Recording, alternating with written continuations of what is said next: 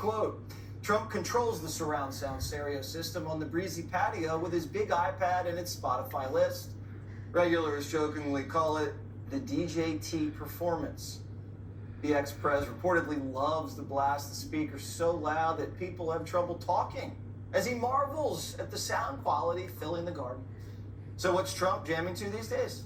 Broadway show tunes like Phantom of the Opera and old school bangers from the likes of Elvis, Lionel Richie, Guns N' Roses, Elton John. What does this tell you about the former president, Judge Jeanine? Well, I can't figure out what they're trying to tell us. Are they trying to tell us that based upon the music, they can get into his mind and tell you that he's a dictator?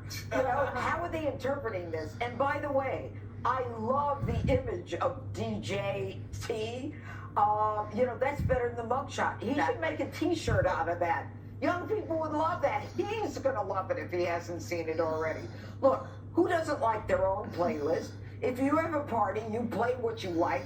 You turn it up if you like the volume. You're in the car, you're driving, you're in charge. Why all of a sudden is this something that is like, you know, indicative of what a terrible person he is? It means he loves music. Dana, are you going to go to Spotify and download the playlist? I just might. I like a lot of those songs. I thought that there was a disturbing lack of country music on the list, though, and I would like to recommend some songs for the next party. But remember, Obama's Spotify list is basically more anticipated than the Oscar nominations. Like, the media can't get enough of it. And Axios, I think that it's a kind of a weird piece. I get that. But it also is one of those things that people like to read about this. They want to know like, the people who are running for office. Where's Biden's list? Would love to see that. It's like the snooze button. The other thing is that the reaction to the Axios list from the left was more telling.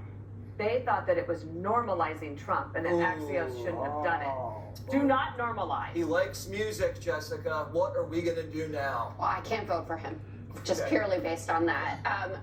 Some of the reaction that I saw on top of the normalization was, this is just so weird. And like regular people who submit pieces could never get them accepted, but because it's the head of the team there, they got to write this piece, and they did connect it to these notions of Trump is basically running the same playbook. That's the argument that they wanted to make. Like, he alone controls the volume, and the songs stay the same.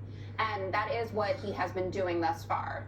And I think that's a salient point, that his 2024 campaign looks a lot like what the 2020 campaign did in terms of themes that he wants to hit, and even what he was talking about in 2018 and trying to help in the 2022 midterms, which obviously was a huge debacle.